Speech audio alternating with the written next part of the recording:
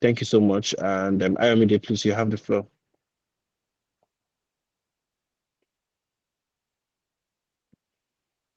All right. Good evening, everyone, once again. It's good to have you guys here. So now I'll be sharing my screen now.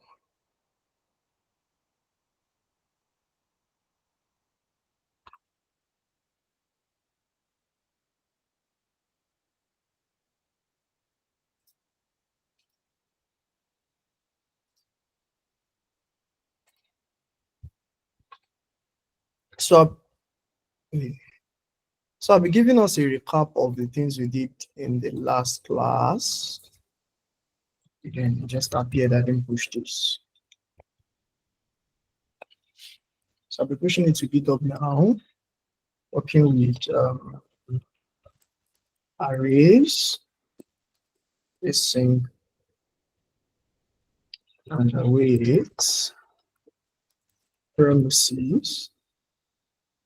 Yes, and callbacks. So these are the things we did in the last class. We worked with arrays. What are the things we did with arrays? I think we touched some methods, which includes the filter method. So what this filter method does is that it streamlines your array to what exactly you need by applying the filter in the function, in the callback function you are passing into the filter method to the particular iteration of that item, and then if it meets that condition, it's going to be added to the list of what you are getting. And then we talked about map. So what map does is that it just change what the item in the array is. So here I have name. Let me uncomment this.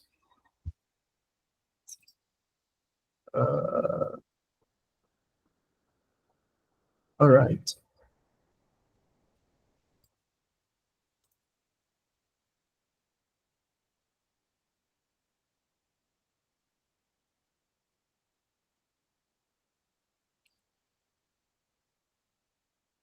Okay.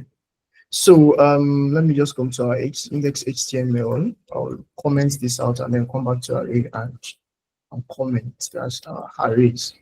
So so like I said, what map does is that it changes what you have, the current item of the iteration.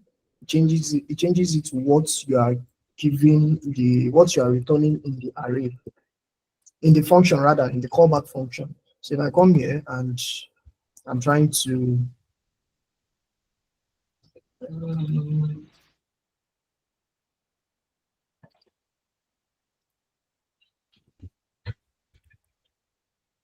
array.js is loaded, and this is, sorry.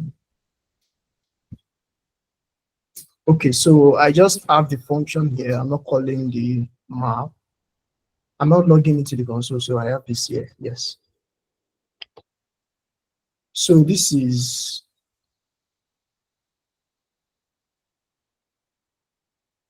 all right. So there's another thing logging to the console here. This one. Yes.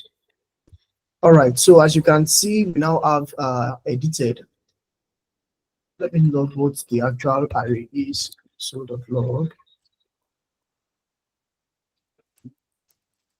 actual array. So this is what my actual array looks like. Just the names of some of the people that attended our last class. And then after mapping it, I was able to add this prefix or this suffix. I was able to add this suffix to it, the edited and the index -1. Yes, that's the index. Like I said, index starts from 0. So Daniel is index 0, Adeboale is index 1, Lindu is index 2, and Good News is index 3. So if we are removing 1, that means this is -1, 0, 1, 2. And yes, Daniel -1, Adeboale 0, Lindu 1, and Good News is 2. All right, and I think that's about array. We'll still be coming back to arrays today. Just one more thing to do before we go. So yes, I can just remove it. And one other thing we talked about are callbacks. Let me reload. And okay, like I said, callbacks are functions you pass into a function to be executed or to be called later at the in the runtime of that particular function. So what I have here is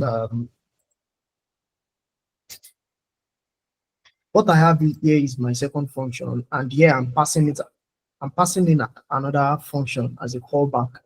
So which means inside this function, you should also run this function. And then what does my second function do? It logs something to the console. It logs this thing we pass in here, which is the message to the console, and then call the callback that we passed in, which is also a function. That's basically how the callback works. It's a function being passed to another function to be called later during the runtime of that particular function. So this is the runtime of this my second function, and callback. This callback function is being called later during the runtime of this particular function, which is this my second function. One other thing we talked about during the class was where is that index again? We talked about promises, yes. And like I said, when working with promises, a promise is a case where you are calling a function and the function is telling you that I promise you something, but I don't know when I'll give you what you expect, which means you have to wait for that value. And I gave us some examples. I said we can create a promise by saying new promise and passing the promise handler, which is a callback function. And also this callback function expects, okay, this callback function has access to this to the sources, which is the method that will be triggered when the whole logic is successful, and the failure, which is something to tell the person trying to call this callback that something is not right. And what I did here was to use this promise, yes, to use this promise to, all right, to use this promise to use as an example, which means I have a promise here. Then this then means that when the promise is done running and it is successful, there's no error. You should call this callback. And then if something went wrong at some point, you should call this callback. So if I come back here, after 3 seconds, I should have what I am supposed to see, which is promise is successful, which is what we have here. And the set timeout will do what? It will run the logic inside this callback. This is another callback. To run the logic inside this callback at the end of this time, which is 3000 milliseconds. That's 3 seconds. So let me relook again. And after 3 seconds, I have what I'm supposed to get. All right. And I also mentioned I gave an example for reject as well, which is when the function is not successful. That's the callback function. So I have a promise here,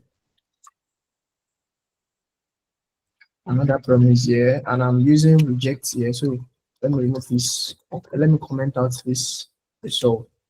So when the reject is being triggered, the reject here is the same thing as failure there. So when the second callback is being triggered, it means something went wrong and the processing was not successful. So our promise, our failure is being catched here. This is where we have catch. So if I come back here and reload, you can see we have something went wrong. If I comment out this catch, let's say we are not catching the error, our console will have the error log that, hey, promise something is wrong that you are not catching, you are not handling it properly. So what we have to do is to catch it, and know that we can do whatever we want to do with this error, maybe to do something else or just to log the error to our log.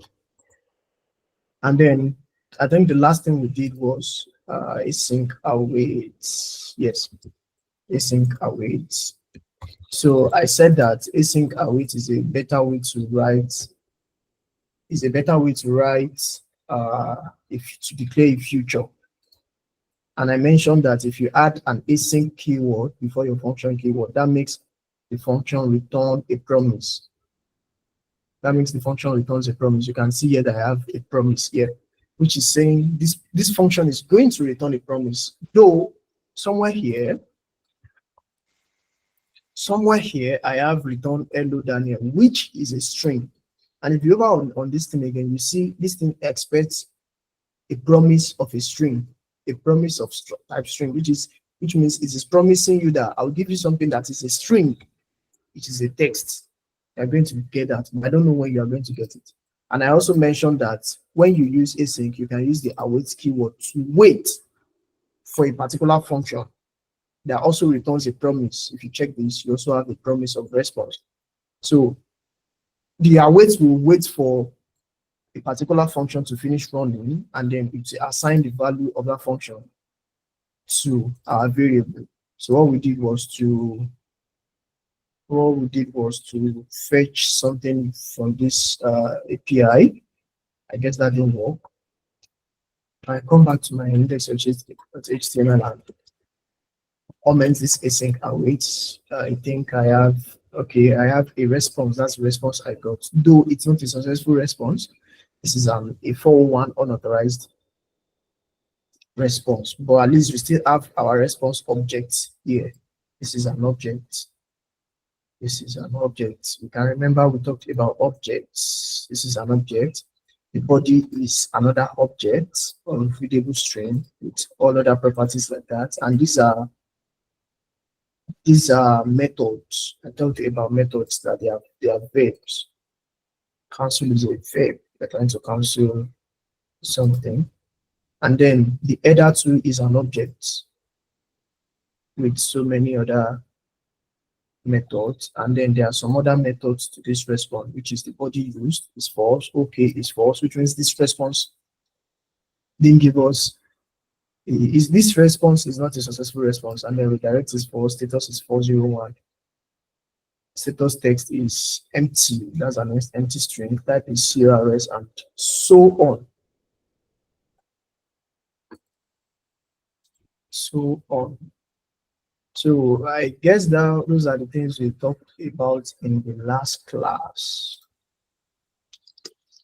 So does anyone have any question regarding that?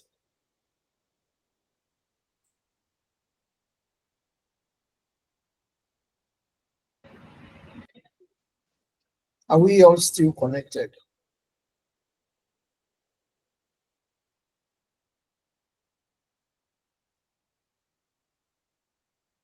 So I believe everyone understands everything we did in the last class.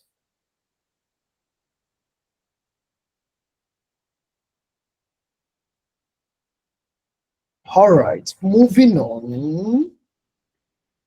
So today we are supposed to start with Node.js, like get ourselves introduced with Node.js, but because some people said all right, because this thing wasn't uploaded earlier, that's the video, it wasn't uploaded earlier, we may just do some installation and then shift the remaining things to the next class. But before then, before getting ourselves familiar with Node.js, we'll be doing one last thing that has to do with the front end, like building on the front end environment. And what are we going to be doing? I think I should have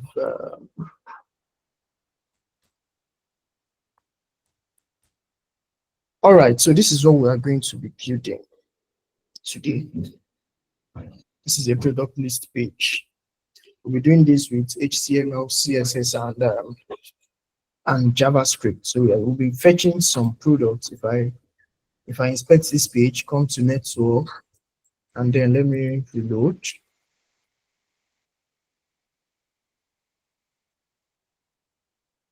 Yes, I have an empty page. If I click on this, you see I'm making an API request to to somewhere, to this endpoint, and then these are the response.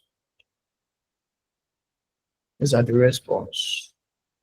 So that is what this is what we'll be building today. But before we proceed to that, there are two things I want us to know. I want us to know. So like I said earlier, we'll be coming back to the array methods. There's a method I forgot to talk about, which is the slice method. So I'll be commenting our array, and then we'll be working with just this guy.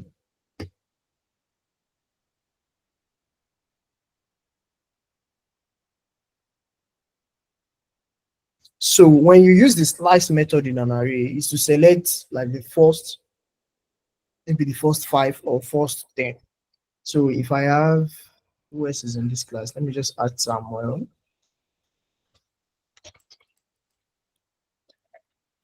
And then let me add Johnson.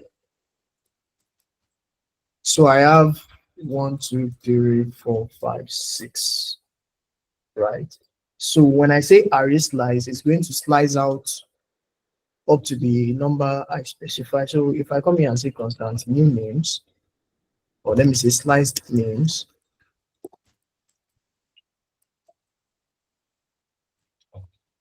is what my sliced name should be names.slice. So I'm trying to select the first 3. I'll say 0, 3. So this 0 means the start index. So I want it to start from here. 0, 1, 2. I guess yes. So let me come here. Let me just console.log my slice name. And then if I inspect our page again, this is our find page. You can see I have an array of 3 items, 0, 0, 1, 2. Yes. It is extracting out, it is slicing out 3 of our names. Let's do something. Let's change this to 1 and 4. You can see now it is starting from Adibowale up to the good news. So this first parameter is the index it is starting from, and then this last second parameter is the end. Just like the documentation states, the start, that's the beginning index of the specified portion of the array. The start is undefined, then the slice begins. Okay, if start is undefined, then the slice begins at index 0, which is our Daniel. And then for the end, it says the end index of the specified portion of the array. This is exclusive to the element of that. Okay, this is exclusive to the element of the index end. If the end is undefined, then the slice extends to the end of the array, which means it will select everything in the array if we are not putting the end. So let's try that. We want it to start from 1, and you can see it started from this index 1 and stop at the end of the array. Right. So something else we can try is to say 2 to 4, which means it's going to start here and end, I think, here. 0, 1, 2, 4. So now we have Lingui and Godwin. And good news, 1, 2, 3, 4. All right, so let me explain this. It's starting from 2, which is 0, 1, 2, which is Lingui, and it's ending at the index 4, which is 0, 1, 2, 3, 4. However, the documentation says this is exclusive of the element at the index end, which means the particular element of the index 4 will not be selected. That is why we have Lingui and good news. Does anyone have any question regarding that?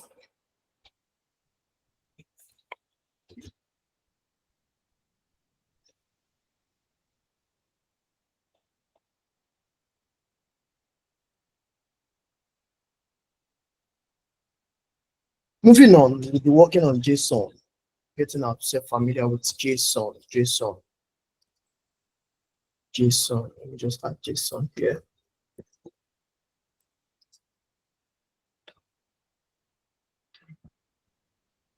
And then JSON stands for JavaScript Object Notation. JavaScript Object Notation.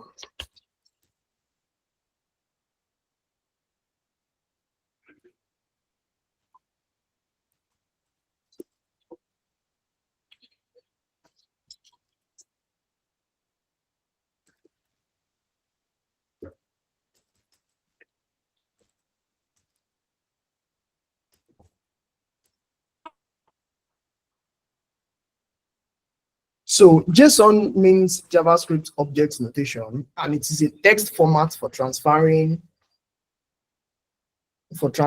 or storing data. So when two systems are communicating, most times they are communicating with JSON. So when you are sending data from a particular system to another system, you are sending them in JSON. When you are making an API request, you are sending the data, the payload of that request in JSON. The request will also respond to you in JSON. So let me give us an example. If I come here, inspect our page again, and then click here, you see this API request. And when you check the response, I have JavaScript objects here, which are JSON. So this API request is responding to me with JSON. And how does a JSON looks like? Like I said,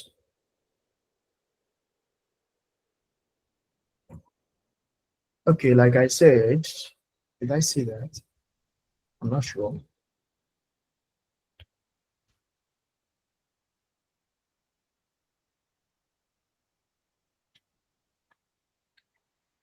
Let me give us an example of a JSON string. So first of all, one thing you want to know that a JSON is most likely string.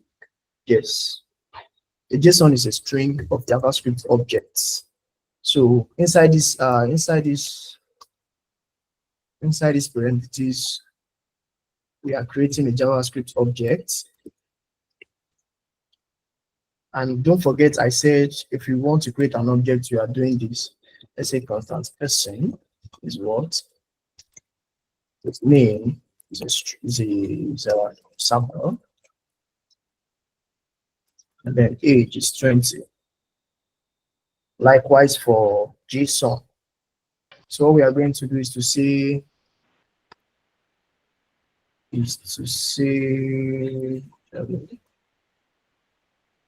you know what we'll do? Let's create a JSON file. It's a sample.json.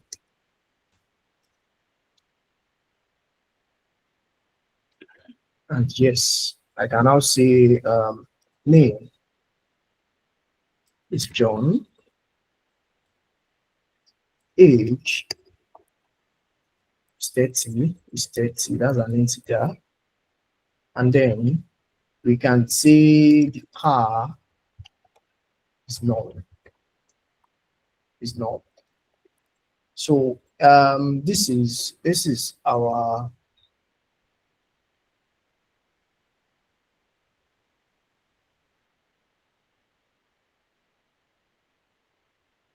okay, just like we have it in the JavaScript object, this is our property and this is our value.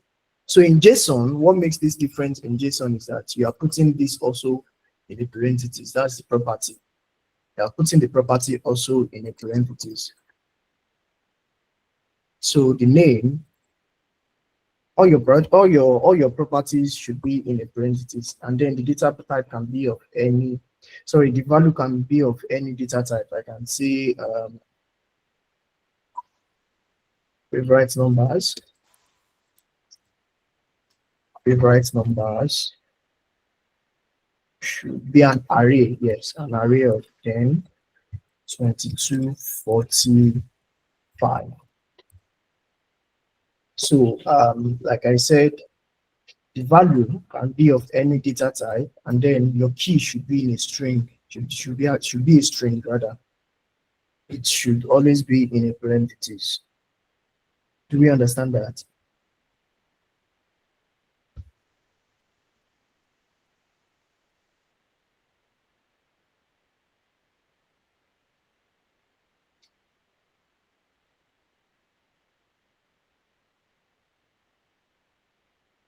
Do we all understand that?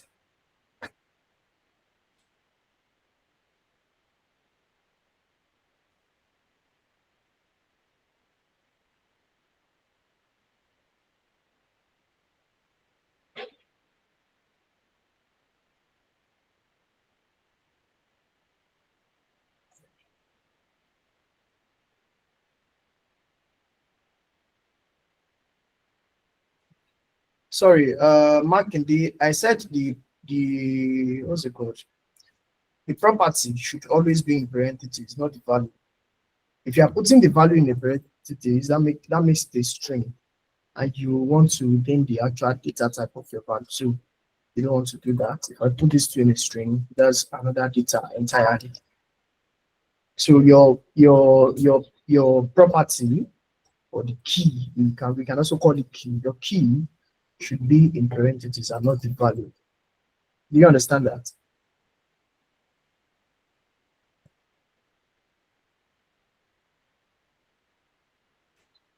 Mark and Day, are we on the same page?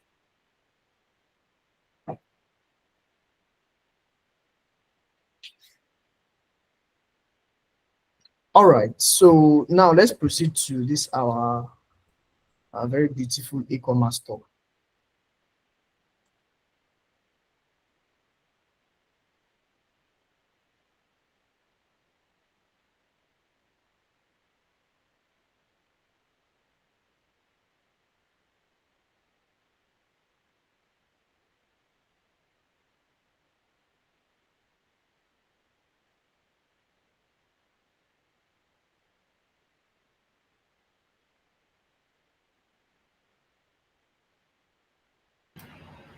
All right. So now we'll be proceeding to build our e-commerce system. So what I'm going to do is this and create a new folder, call it e-commerce.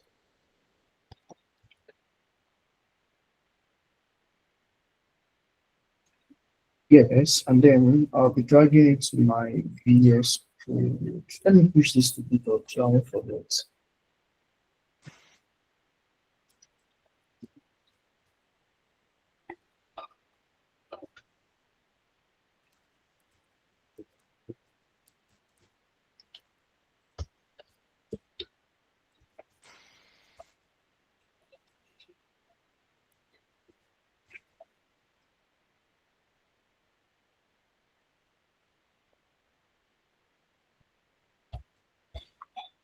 So what I'm going to do is to drag this to my VS Code. Yes, so we have a fresh project here. I'm creating my index.html.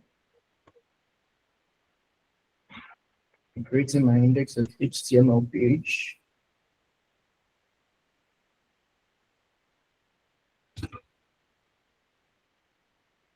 And I'm going, let me just create, let me go live so we can see where we are.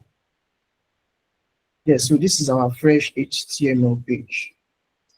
And I already prepared us a very short page, HTML file, which is this. Yes, which is this. So we have an H, I think that's an H1 of the product list, and then a button. So it's not doing anything yet.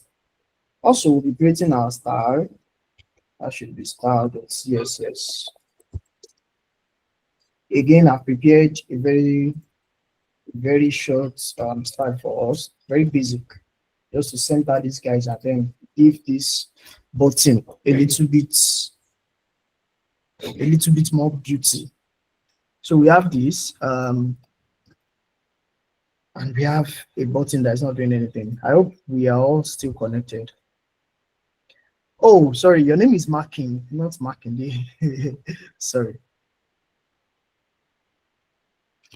All right, so what are we going to do next is to create our JavaScript file. JavaScript file, it is already linked here. Let me remove all these IDs.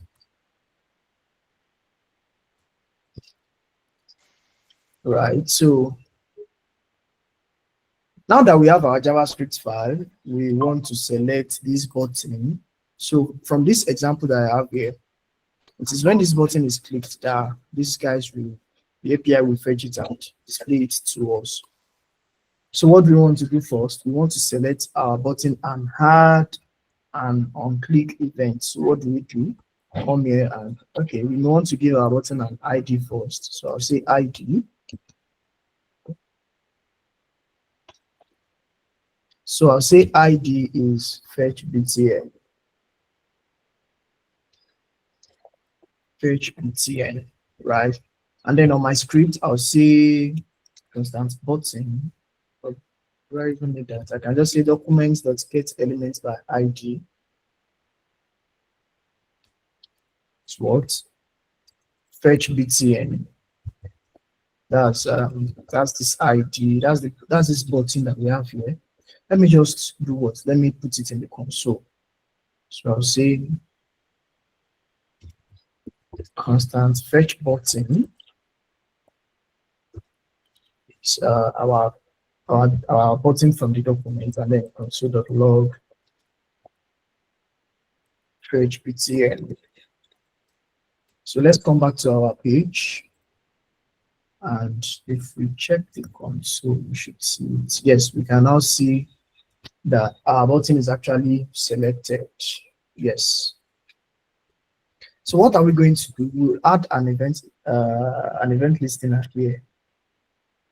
But first, we'll have to create our function, which is an async function. I told you when you use async, that means the function is going to return a promise. And also inside that function, you should be able to wait for other things.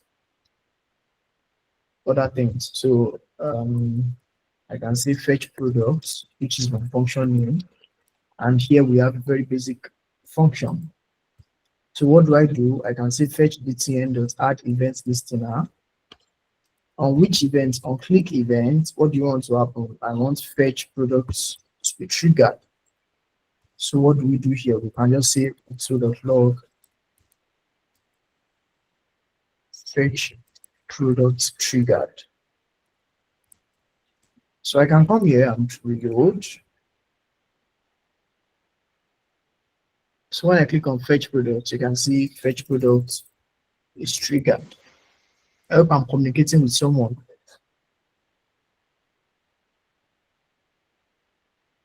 All right, so what are we going to do? We want to say, so what we are going to do is to fetch from an API. Fetch from an API. Let me give us what the API is.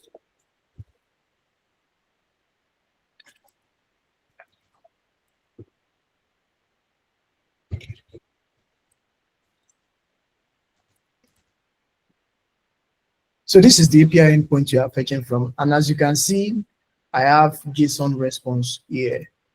This is my key, and the value is an array of products. And on the product, you can see we have the ID, we have title, description, category, price. Yes, price, discount percentage, rating, stock. We have an array of tags. We have the brand, we have the SKU, we have the weights. Dimension too is an object. Or is another JSON actually. Warranty information and many other information about the products like that. And I think if I just come here and say one, yes, I'm able to get just one particular product. So what we are going to do here is to fetch from this API. I copied that. I can say constant response is what? Fetch from this endpoint. And because we don't know when this fetch is going to be completed, we can wait for it and wait. And we're going to get the response. So what we can do is just log console.log our response. So coming back here, here, and if I click on fetch products, you can see it took a while. That's the time. That's is that 13 minutes? So that can be. This is 2.43 seconds, and I think that was because I changed my network to 3G in the last class. So let me change it back to the fast 4G. Let me just disable its network. So let me reload. And then if I click on this thing, you can see it's coming faster now. This is 222 milliseconds. So after that time, we are getting this in the console. And as you can see, we have OK is true here, which means this response was successful. So if I can come here and say if response.OK, then you can say console.log request is successful. So let me come here and reload. You can see I have request is successful. Let me change this thing. Let me just put some random text that doesn't make any sense, which is going to make this this link break. Yes, you can see that. So what I'm going to do is just to reload, click here, and you can see the response is not successful. I'm even getting an error in my console already. So yes, response is okay. So what are we going to do with this response? We can say if the response is not okay, we want to throw an error. Let's throw an error that says failed to fetch products, right? And then I can actually just remove all these things so we can proceed.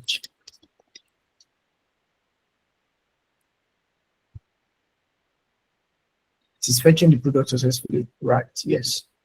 So what else are we going to do? Now that we have our response, we can now say constant data, which is the actual data that we got from the response. We now say, okay, constant data is what? Response.json.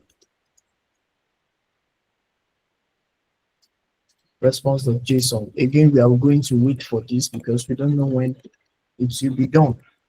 So response.json, and I want to do what? I want to console.log data.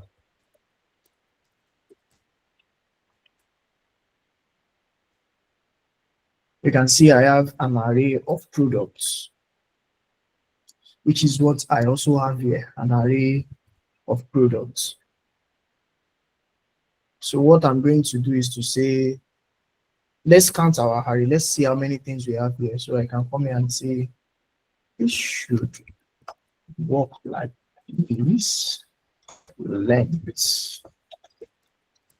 Also show this is plural products. And if I reload, click here, you can see I have 30 products, right? I have 30 products that are being returned, here. Let's see.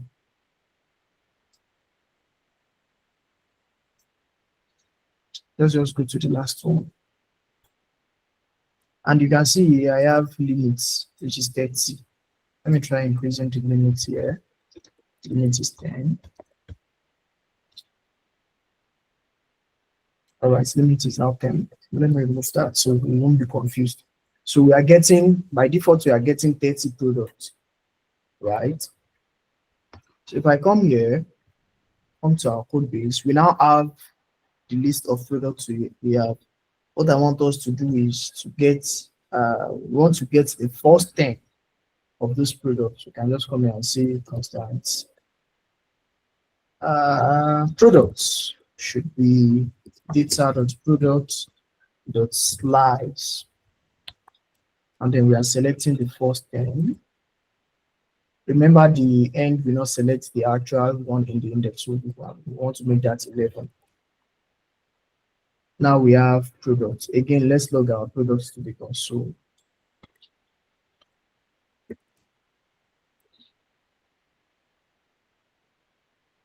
You can see I have 11. Okay, because it is adding the actual 0, which is starting from 0, I need just 10. So let me do this again. Now I have 10 of them in an array. What are we doing with that array? I want to add them to my screen. And where am I adding them? I want to add them inside this div. What I'll do, all right, Adibowale, I guess you have a question. Why is the slice behaving differently in this context? Why is the slice method behaving differently?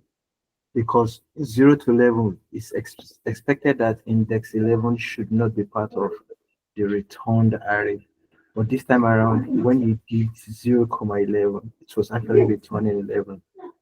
Is there anything different? It is returning 11. Yes, thank you. So the reason it is returning 11 arrays is because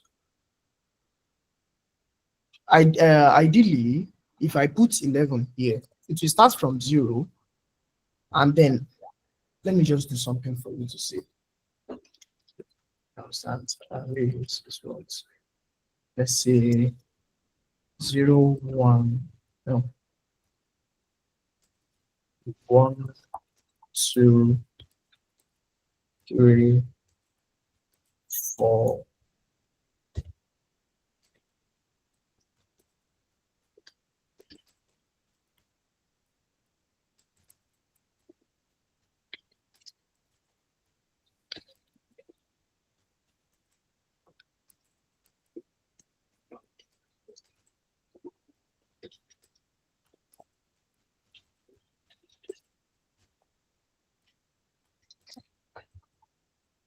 All right, so I have 13 items here, and let me just comment on these things out.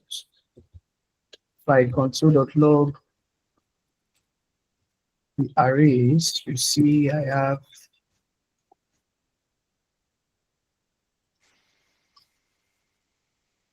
let me bring this out of this function. So you see I have 13 items here. So I said that when I say array.slice,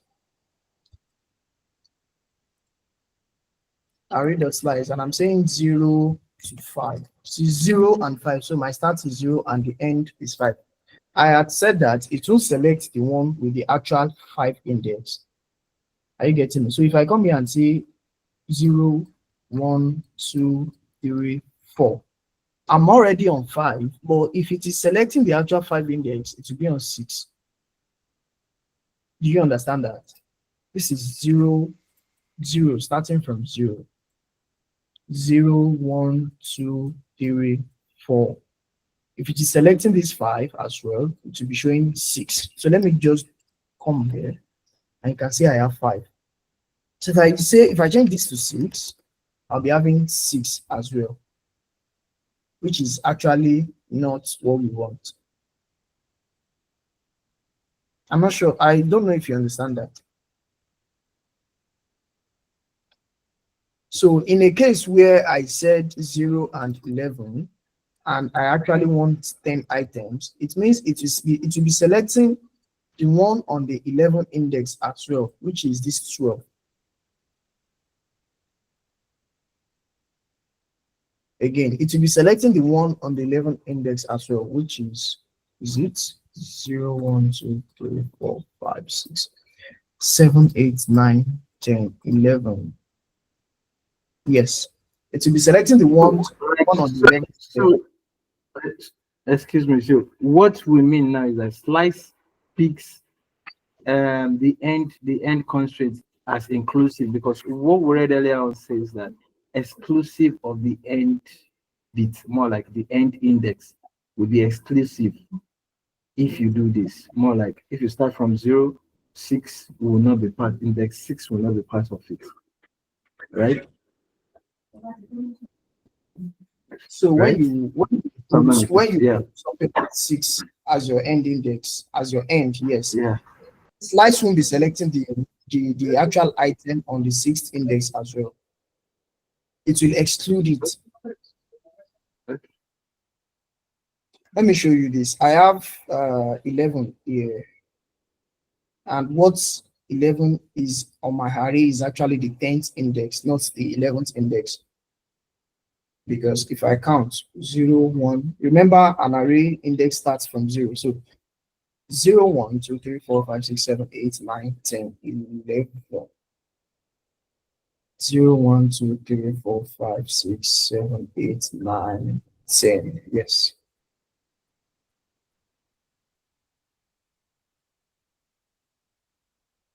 Does that explain your question?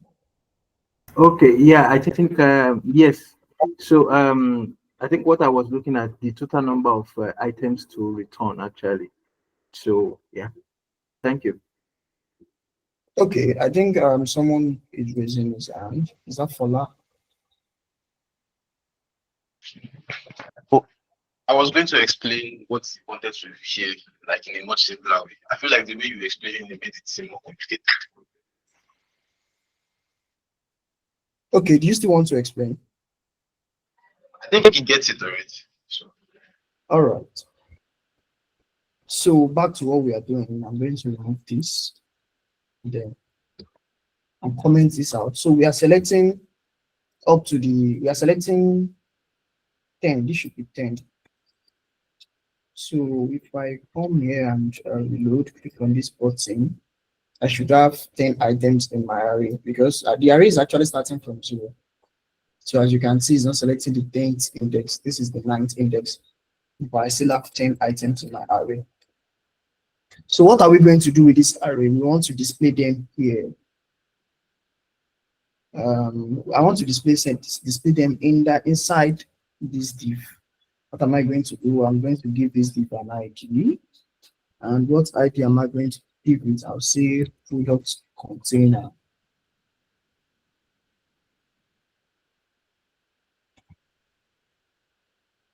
I'm saying product container.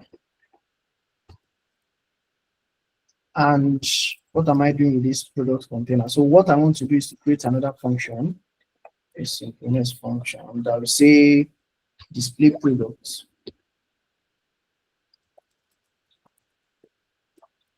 This display product is going to receive the products you want it to display. If you want me to go and display something, you shall give me the things you want me to display. I won't pick them out from my pocket. So sysgas is going to receive the product is going to display, and then we will select our product container just like we've done here. And just come here and say product container.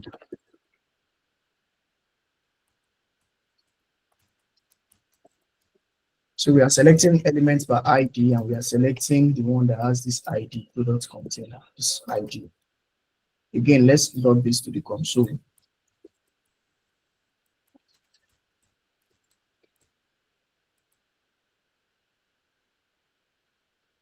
That's not what we want to do. All right. So after getting our products here, we want to trigger this function.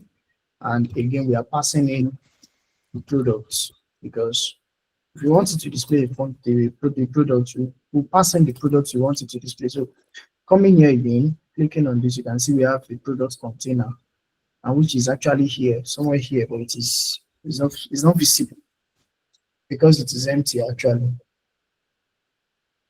So now here we have the element and we have the product. What are we going to do with the elements? We want to say product. So what we are going to do is another method I forgot to mention about array, which is the forEach. We talked about forEach loop, right? But we didn't. Did we talk about forEach loop?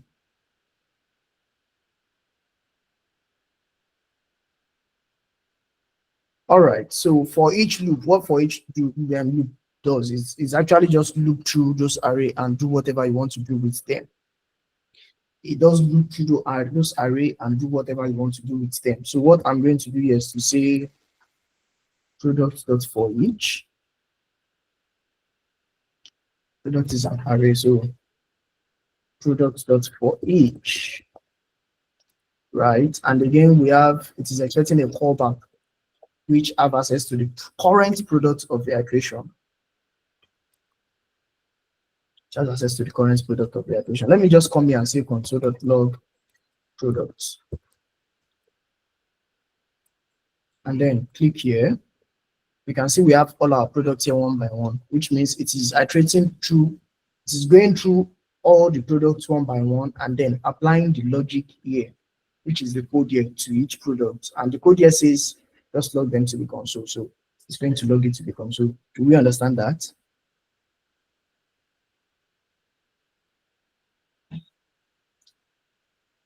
All right, so this time around, we don't want to log them to the console. What we want to do is to put it in our DOM. And what are we going to do? We are going to say, we are going to create a new element from our JavaScript. So instead of coming here and saying another div, we are going to create it from our JavaScript. So what we'll say is constant product div is what document dot create element, and then we are going to put the tag of the element, which is div. Yes.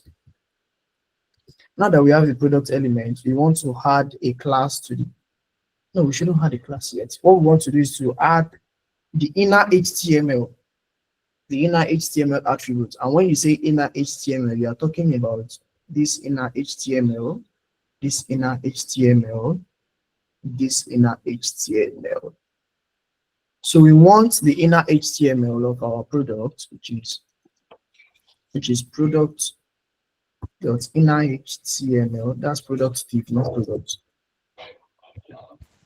Inner HTML is a string. And inside that string, we can now have other HTML attributes, other HTML tags. But firstly, we want to have an H3 again. And inside this H3, we are doing product.title. So if I come here, reload, and click here, I won't be saying that. So now that we have a div, we have this div, what do we want to do with it? We want to add it to this product container, which is already in our DOM. And how do we do that? We'll come here, which is in our script, and say product container.append child. So what append child does is that append child, I want to add this product div. So what append child does is that, let's say I have a UL, I have li, I have another li, let's say 1, 2. If I'm saying append child, that means I want to append something. These are the children. I want to append another child, which is appended 3. Are we getting that? All right, so what append child does is it adds another child to the parent, which is this. So what we are doing here is to add another child to this guy. So let's come back here, reload, and click on this. All right, we have an error. Product div is not defined. Product div. Okay, so this is supposed to be inside this callback.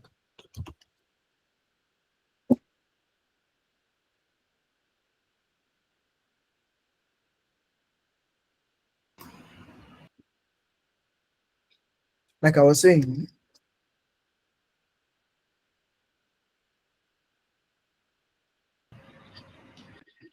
saying, this this append charge is meant to be inside this forEach. So we are doing this every time we create a new product div. So let me reload this and click here. you can see I now have the title of my products. Let's search for this here. You can see we have the title here.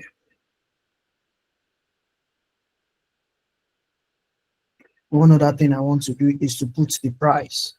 So I can say after this H3, I want to say price is product.price.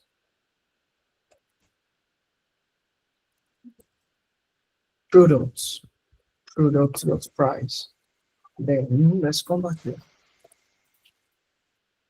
You can see now we have the price. Let's put dollar somewhere before this. We're going to add dollar here. Yes, so this one costs $99.99. And again, we want to add we have so many other things here that we are not using. We want to add the image. So let's come to just before the HTML, we want to say img, and then we want to say the source should be product.thumbnail. Now let's check which of the attributes has the image. You see it's something that's PNG or something that's JPEG. You can see this one has a thumbnail. It has images. It has, let's just open this, copy this image link and then put it here. So we have this as a thumbnail. And then if I copy these images, one of the images, this is an array of images. And inside this array, we have just one image, which is a link. So let me paste this as well. So what you notice is that this thumbnail is smaller compared to the actual size, actual image of the product, which means the primary purpose of having a thumbnail is a case where something like this, where you are displaying multiple images, you want to work with smaller size of images. And then if you now click on the product, you may now see the original image of that particular product. Again, I think we have another image here. This is Meta. Okay, so this is a QR code. I think if you want to buy the product or so. Yes, so what we are going to do here is to say product.thumbnail. And where am I getting thumbnail from? I'm getting it from here. So let me come back here, reload and click on this. Now we are having our e-commerce system. Let me click on this again. Again, what do you notice? Again, are you noticing anything?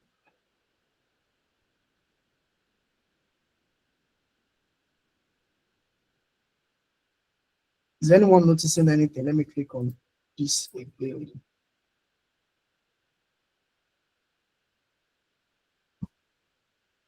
One more time. Again. Is anyone noticing anything?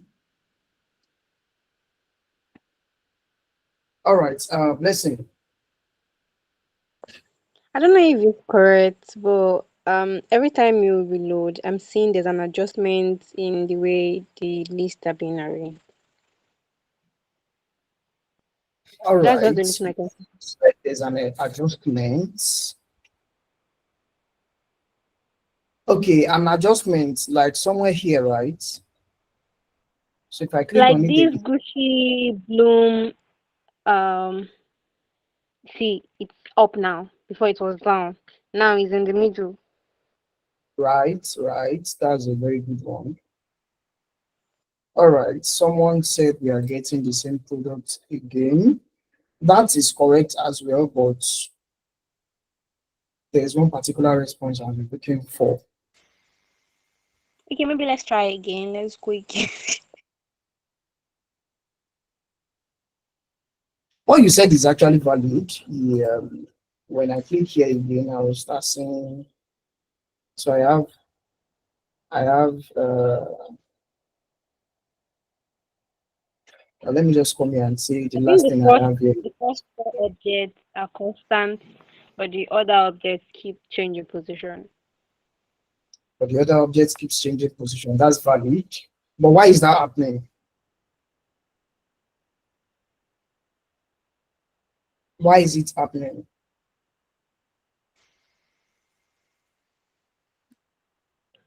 So let me reload. Let me Okay. reload. Let me reload. I'm trying to reduce the size of my screen. So yes, we have this. If I click here again, let me increase this. Yes, if I click here again, click it again. So can anyone now tell me what is happening? Okay. Oh, no, I get. Repeating, more like Repetition repeating is repeated. data, repetition of data. Adding what What is we that have before or is what. adding it back. So All right, so that's nice. What this button is doing is it is getting from the API and then adding it like just like we have here, we have the append child. It is appending it to the child, to the children rather. So it is adding another child to the children. So what we want to do is that every time this button is clicked, we want to clear the already the products we already have in the container. Can someone tell me how we can do that? How we can achieve this?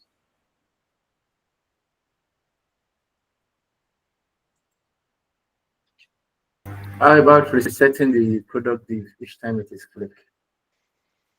Resetting the what?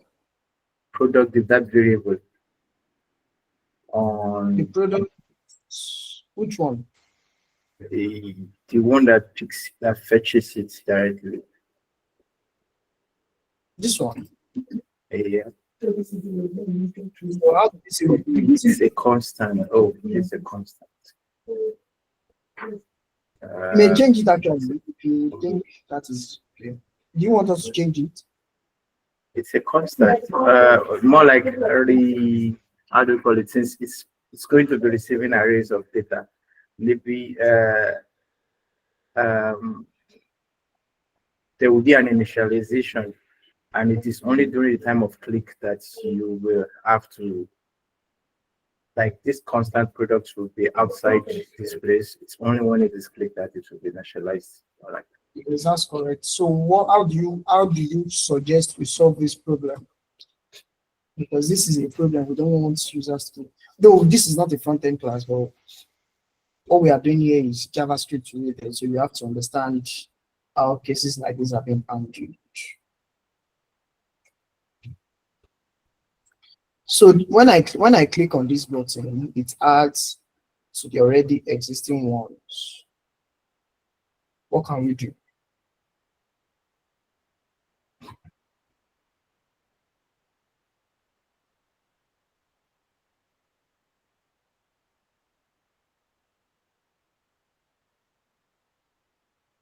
All right, so I had earlier mentioned that when you say product div.inner HTML and you are assigning it a value, that means you are setting the value which is inside, which this is the inner HTML actually. So you are setting the value of this page, right? And when you are appending child, you are appending the child. When you are appending child to the product container, which is this element, you are appending the child here. So what we want to do is that when we click on this button, we want the ones that are here before to clear, before adding the new ones. We want the ones that are there before to clear, before adding the new ones. So again, can anyone tell us how best we can solve this problem?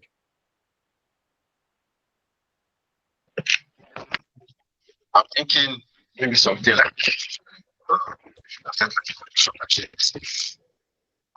You said? I said, I don't know, there's something wrong with I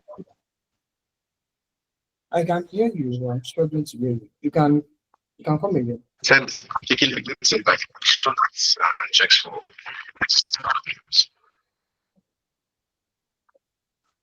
I'm really struggling to hear you. I don't know. You can try doing something to your mind. And then, can anyone else help us? This is a program we'll find ourselves in. Kindly share the code on the screen, please. Okay.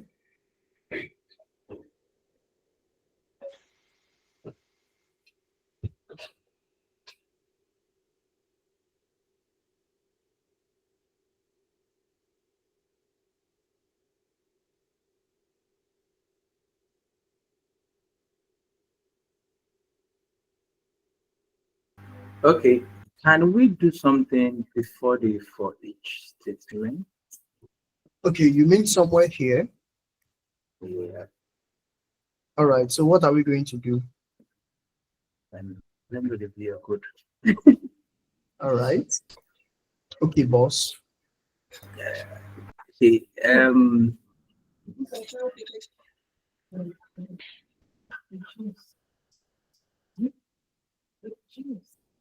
So can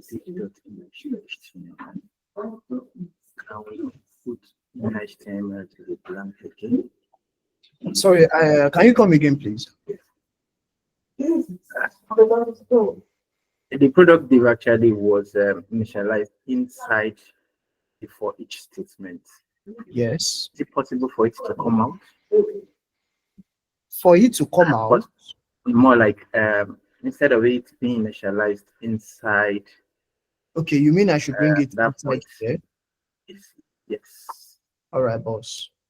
And then the inner HTML you reset right before we start adding the inner HTML in. So okay, you more mean like at that point, like this? your inner HTML will be blank. Be a blank text, something like yes, before we start. so, like this. Yes. All right. Let's So, see the arrow again. So,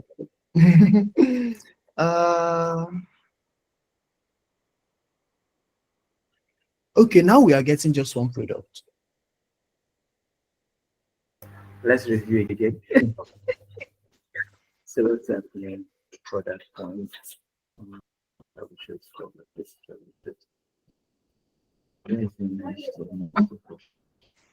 You are very, very close to the solution. Just think more.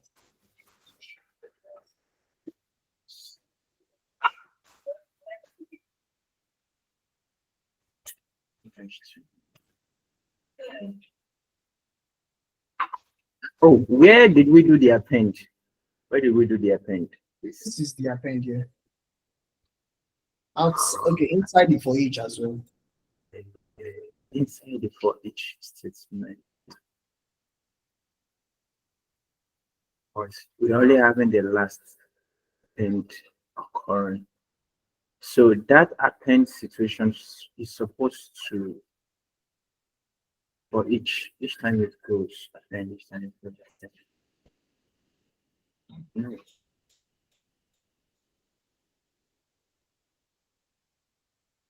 It's confusing.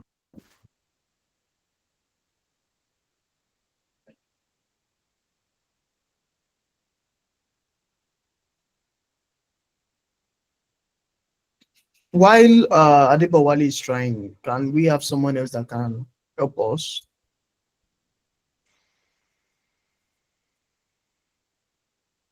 Okay, Oladimeji. Can you hear me? Good evening. Yes, I can. Good evening. I think you should take it back to the way it was before. That's that product div dot Okay, HTML. I should take this back to where it was before. Yeah. Yeah, right. Something like this. Yeah. All right. So, okay. For each time they go around, the inner HTML is returned back to status quo. So are we good now? Can I go and try it? Yeah. We still get same results. I should go and try it.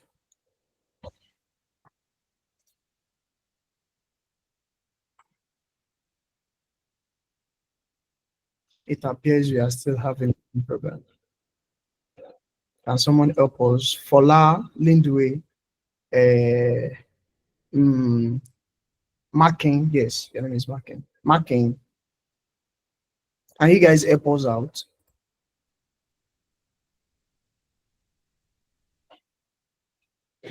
Ngozi, can you help us?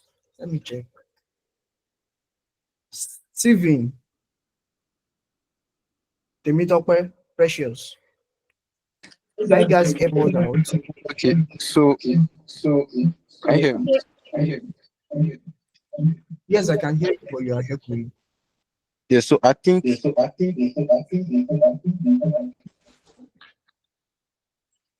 it clear What now?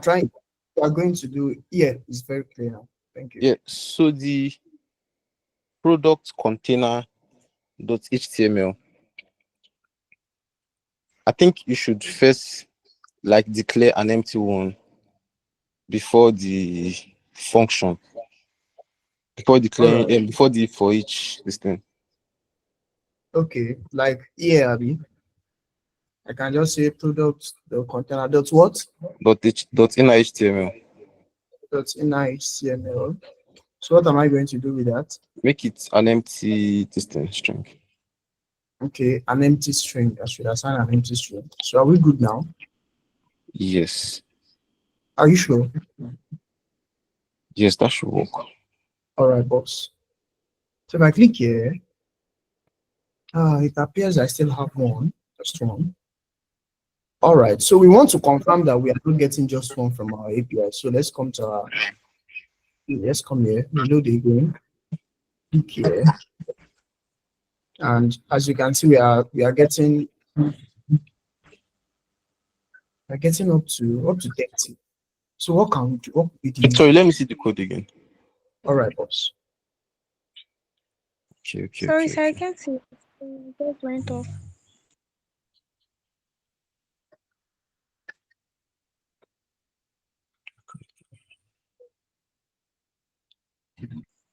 Okay, sir.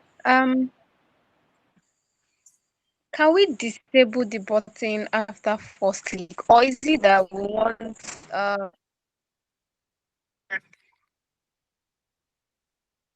the button to keep showing? It's not like we have Sorry, too much of a can you make the product product since All everything right. should show at once. So if there's no reason for them to still click that button.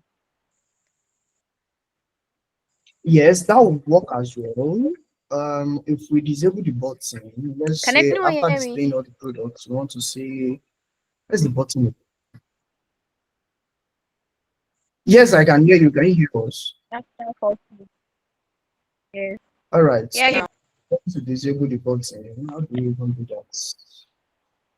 How do we even do that? We can see if this is correct. We can say fetch button dot disabled.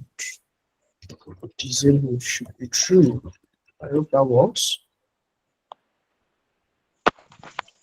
Yes, it is disabled after, but we are still getting one. I think I get it now.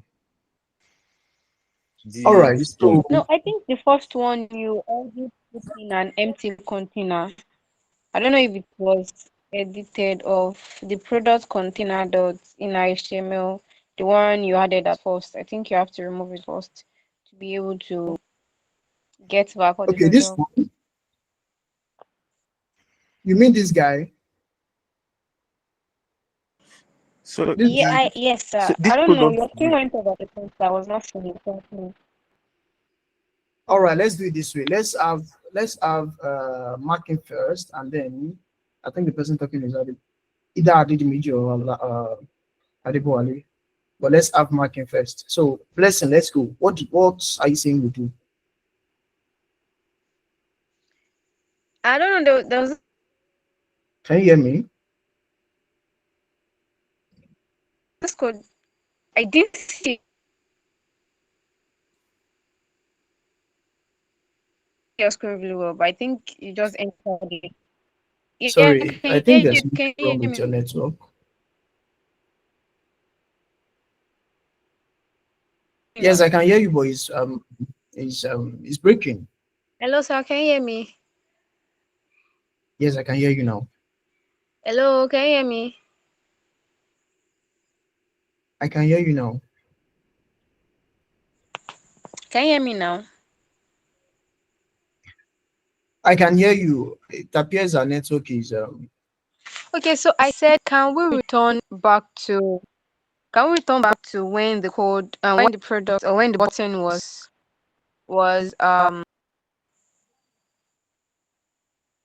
all right. Can we return back there? That means you'll have to remove this guy, bring this guy inside the part.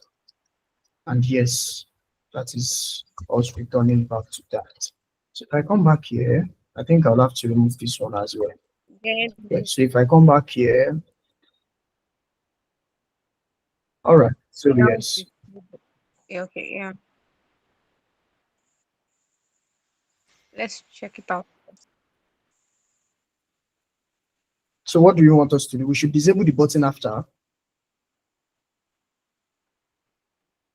Is that what you think? Yes, after first click, since it's still same product. Okay. All right. So we can say fetch btn dot enabled or disabled rather. Disabled attribute is true. So if I come here, click here, and then I can't click it again, right?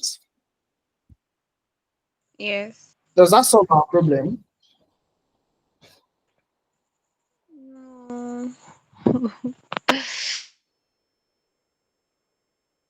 Yes, it does solve our problem, but there's another way we can go about it. This actually works.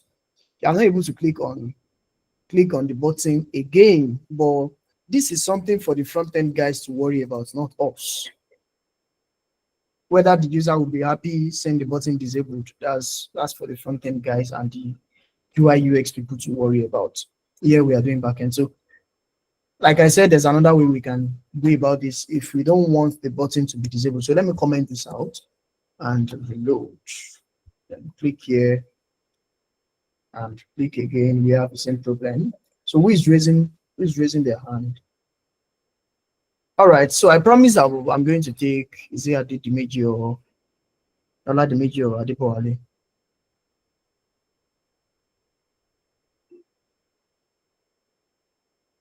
Oladimeji, is it you?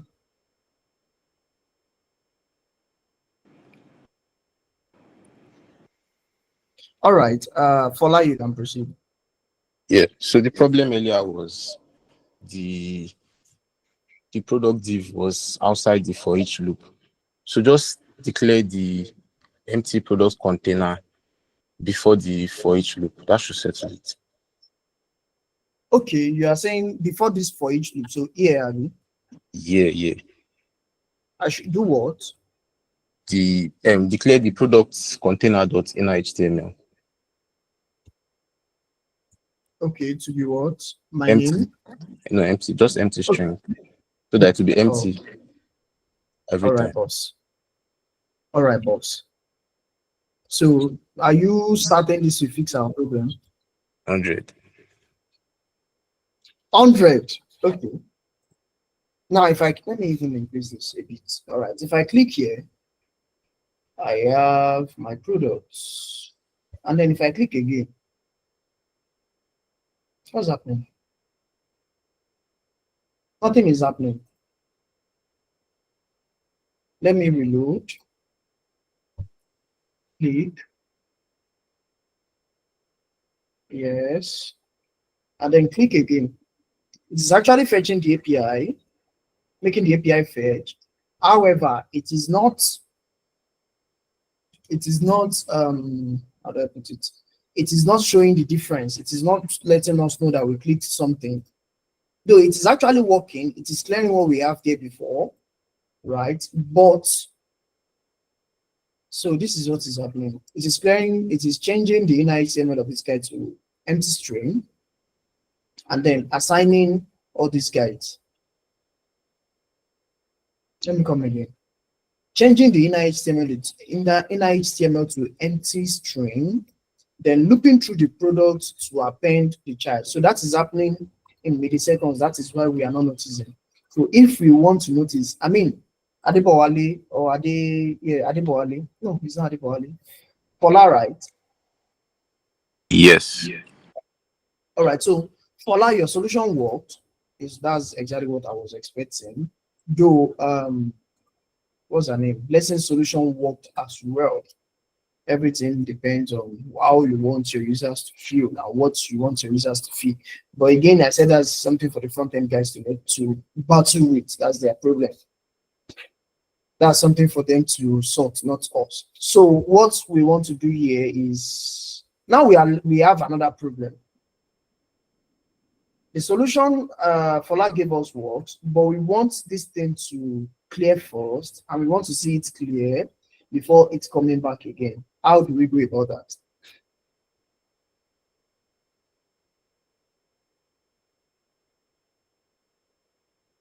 How do we go about that? How about you set a timeout before the display? A timeout before the display. So that means we can say we want to do set timeout. Set timeout. Right? Something like this. And how many seconds? Say 3 seconds, which is quite obvious. All right. So that means if you come here, reload, click here. And then if I click it again,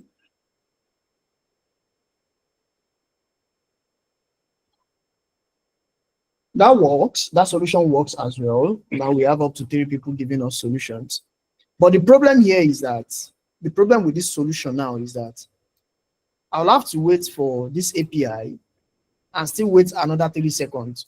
So let's say my API is slow. I'm changing this to 3G, reload, and my API is taking something around 2 seconds. Let me, yeah.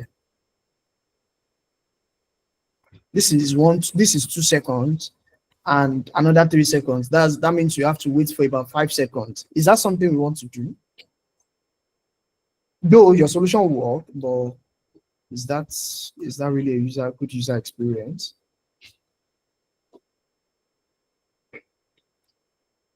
Who gave us that solution? I did, I think. So possibly one could do 1 second, 2 seconds. Anyway, but I know for performance purposes, 1 second can be too much for user experience, more like for front end user experience. All right, what I want is that I don't want us to wait extra after making this API call. There's no reason to wait. We should only be waiting for this API to give us a response. There should not be any extra waiting anywhere. So let me just comment this timeout out. Yes. So we are back to our problem.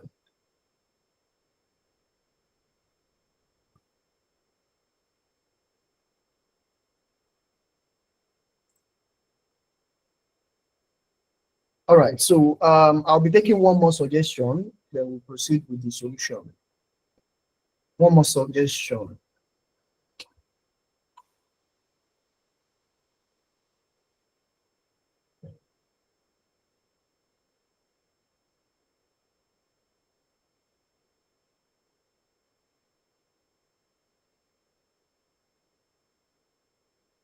All right, I said one more suggestion, right? So this is what we are going to do again. So the person that can give us a solution to this problem, I believe most of us are in Nigeria. I'm going to do, let's give me a moment, please. I'm going to do, yes, I'm going to do 3 gigabytes of data for that person. So let's go again. The problem is that when you click here, you are not seeing it. You are not seeing any change. Though there are some changes happening, but you are not seeing any change. Why? Because it is not noticeable. Who can give us a solution to this problem?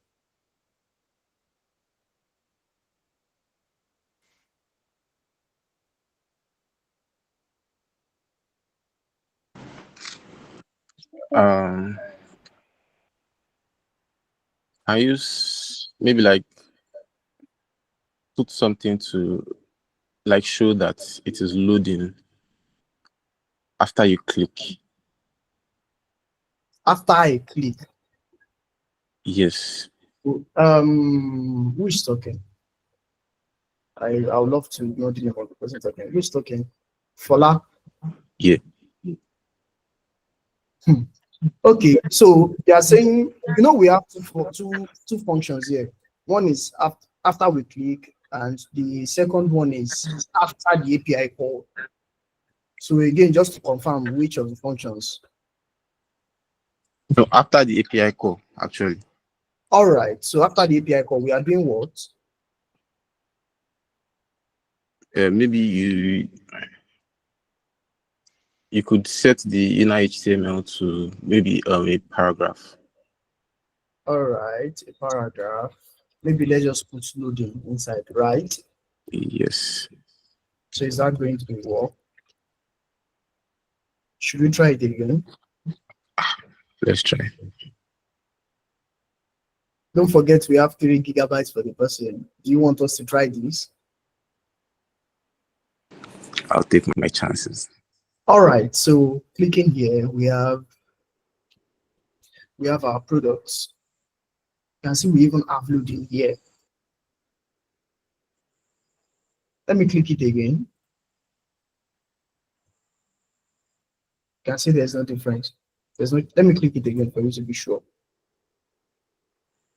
So we are even given an additional problem, which is this loading here. All right, so let's Sorry, remove I that. didn't get the question. Can you repeat the question?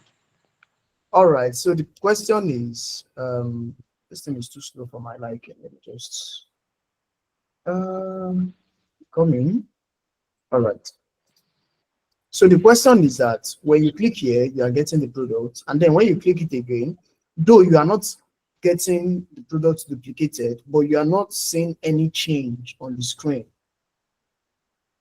You don't know if it is fetching or not. So how do we solve this problem?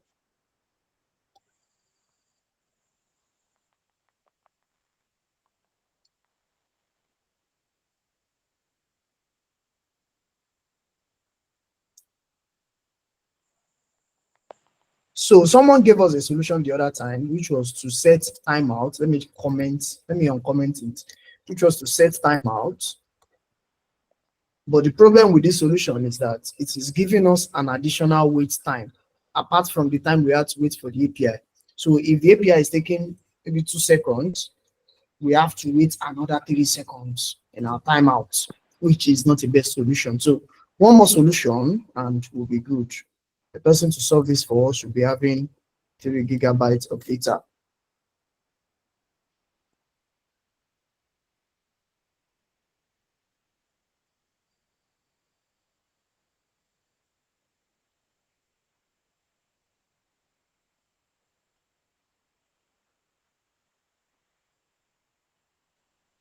I really still don't get the question.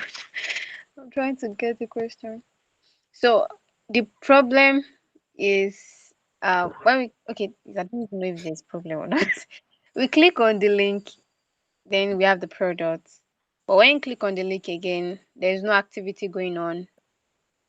So Yes. it's just for people that want or like the user to know that clicking this link will not change anything, right? But actually, it is making an API request. Though the API request is giving us the same response, that is why we are seeing the same products. But we want the user to know that, okay, it is why, when I click on this thing, I'm making an API request. While this request is processing, I want the users to be able to see that, okay, we are trying to get the products.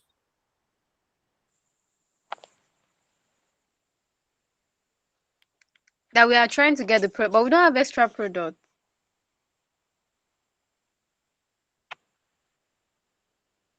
Yes, we don't have an extra product. But when you click on this button, you have the same product. And when you click on it again, though you are getting the same product, but if a user is clicking on this button, you think it's not working. Why? Because it's not changing anything. Nothing is happening.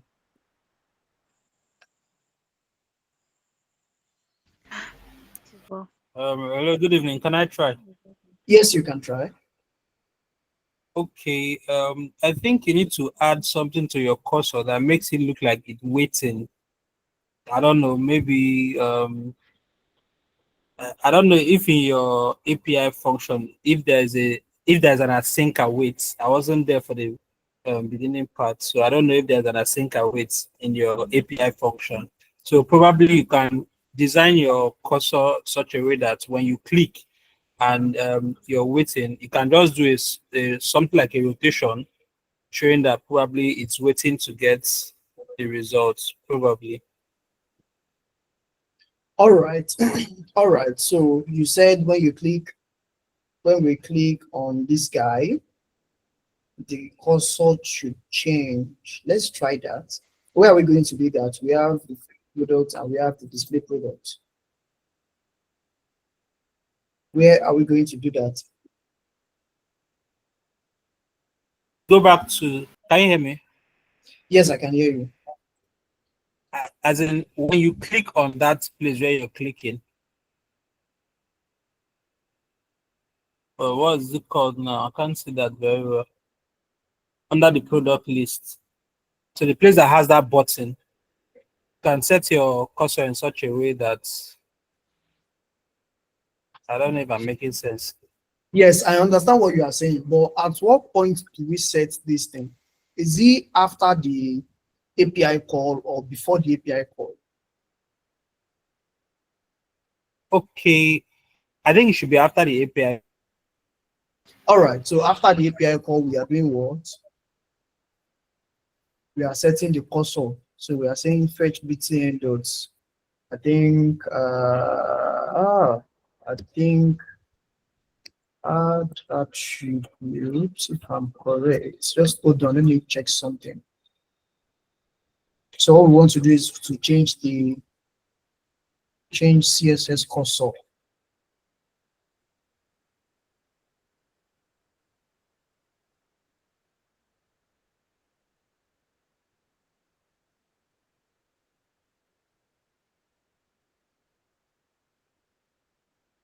All right, so I think we can see that CSS, if I'm correct.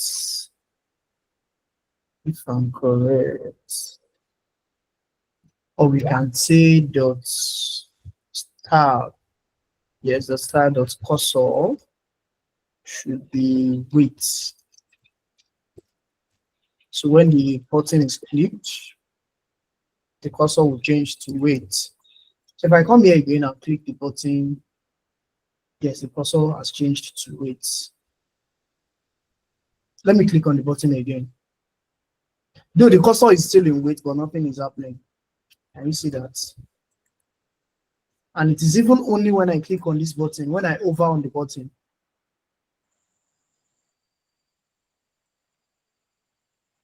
Okay, sir. Let me make. I think I get it. I don't know if I get it, but let me make a suggestion. I don't know if, because to me as a user, if I'm using a website and there's a button to click, there's a clickable button, and after the first click, like all the products is out. Unlike Jumia, whereby you see there's another page for the product that you can still click on and see more. But since there's no see more, I think it's more balanced, or I don't know the right English to use. There can be like a display message to let them know that I don't know, no more products to be added or something. All right. I'll take note of that. We have up to 3 people raising their hand. So I want good news to talk. I think yes, and then after good news, you can have to meet up, right? All right, good news. Are you with us? Yeah, Blessing, I'm still back to what you said. please let me see the code. Okay. All right. Product container. Let me tell you what my target is, what I'm expecting. When I click on this button, everything on the screen should clear, and then when they are available, it should come back. So that's what I'm expecting. All right, so that's my code base. let's move this product container to this what's it called? This one. Yeah, where we got the ID and where we set that empty string. Let's move it to the fetch product above this display product where we call the other function. All right. You mean I should bring these two, right? Yes. I should bring them where? Above this display products. What we Above call the function. or this place? Up. Yeah. Above that. Yeah. Yes. So if I do this and click, yes, and click again, we are still left with the same problem. All right. Temi Tokwe, do you have any solution for us? Sorry, let's go back to the code. Can you hear me? Yes, I can hear you. So let's go back to the code, because I just felt if we can use a conditional statement to see if there is a product that exists inside that inner HTML, then we can, if there are products there, or if it exists, that's within the fetch where you are fetching the product. So if the inner HTML exists, we can actually we can empty it, then display the product again. That's just what I feel anyways. All right. So you are saying Though I we should, still don't understand the code very well, but that's just what I'm thinking.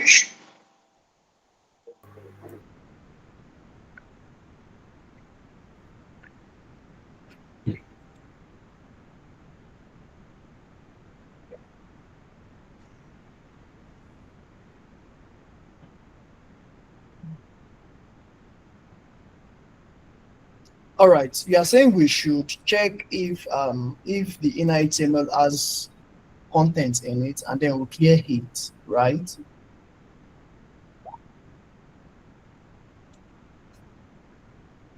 We now display the new product that are being fetched.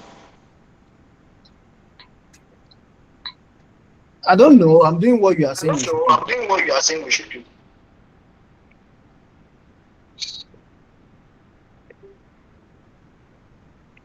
So, shall we proceed?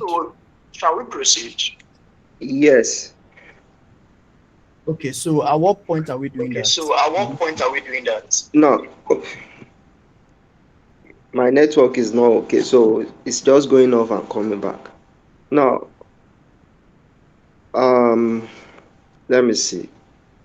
Can we kind of, before fetching the products, where is the fetch port itself? Okay, that's there. So is there a way we can set that thing to, if we can, I don't know, do you just created the, within the display, you are creating the, where is, because I don't know how you got the products.inner HTML. Yeah.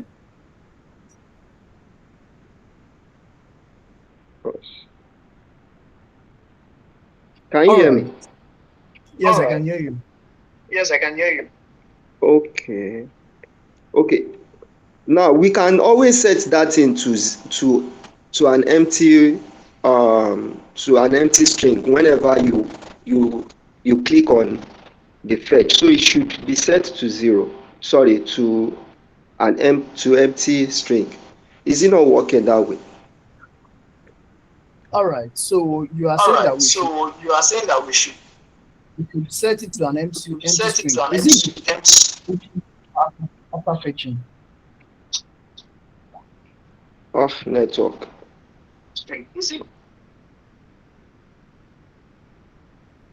All right. So this is what we are going to do. Is on the right track.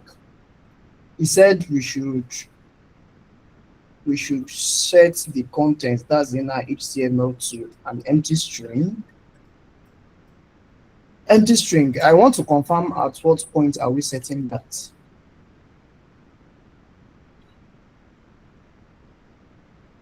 Can someone help him? Why don't we, okay, sorry, are you with me? Let me see the code.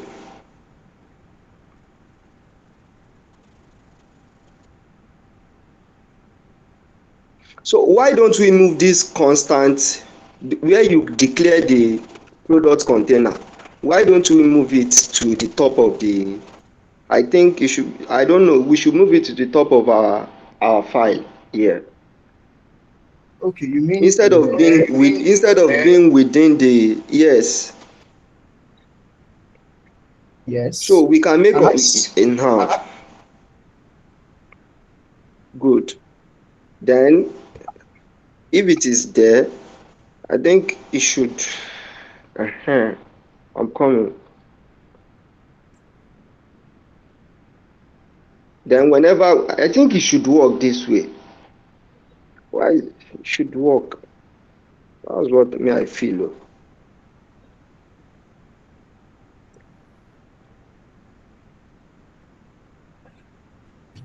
All right. You said you should You said you should just one step further, just one and step further. I think we'll be good. So we have So this. If I we have on it again, we are still left with the same thing. All right. I'll be taking just one more answer, and we'll be good to go. Can we use on-click attributes on the HTML? That's what we are using, which is add event states now click.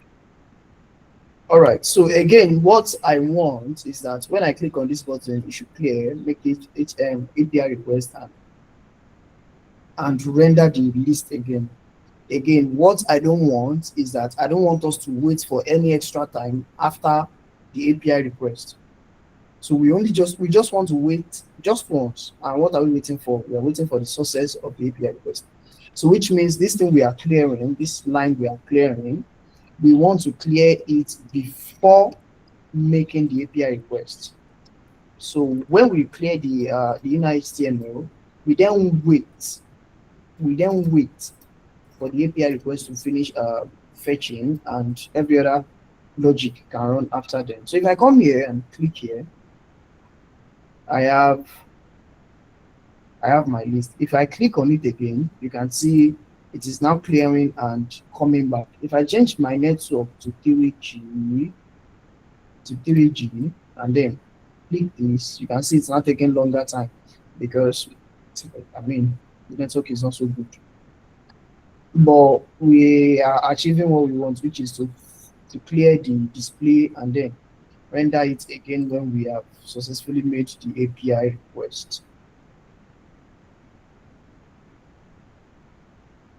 Are we good on that? Do we all understand that?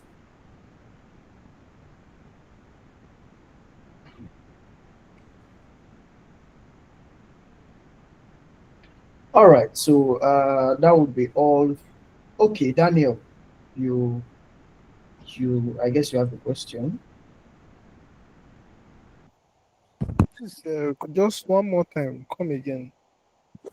All right, so let me come again. What we want to do is to clear the container, that's the product container. We want to clear the content first before waiting. We want to clear it first before waiting, not after we've gotten the value. We want to clear it first before running this logic that waits for the API request. So after that, every other thing can then run as we want it. Do you understand that? So let me click here. I have a product. Click on it again. I have a product. Say, Mitopo, you are raising your hand.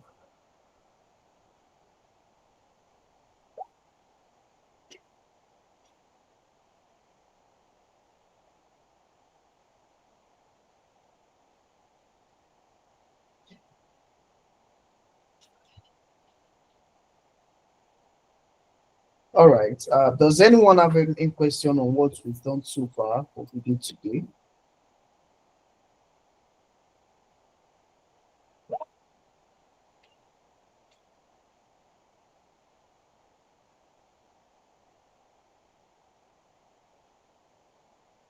All right, Daniel. It's not a question really. I just want to know, is there any book or any resources that we can use to research more that you are recommending for us? All right, I'll drop some resources for us in the Slack channel tomorrow. Yes, tomorrow, so you can go through them and it will help us move further.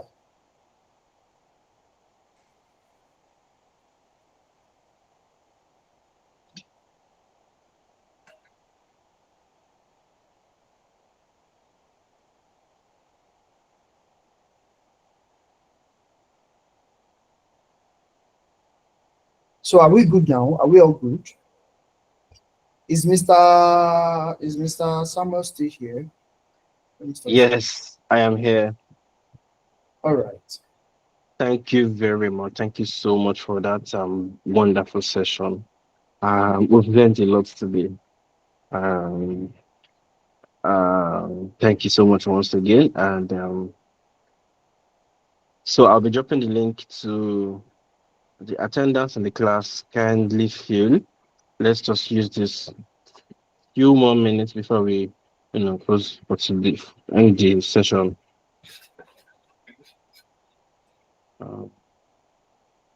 Kindly fill out the form. Yes. And okay, so while we are filling out the form, can somebody just give us like a brief recap of what's it learned today? For me, if I start saying the things I've learned today, I don't think we'll end this meeting. We'll probably begin another session. So, let me pass the mic to the classmates. So, can you just give us a short summary of what you've learned today while we are filling the attendance form? So, please check the chat session on this meeting. We'll find the link. Just fill it out before we end the class. So please unmute your mic. Tell us what you've learned today.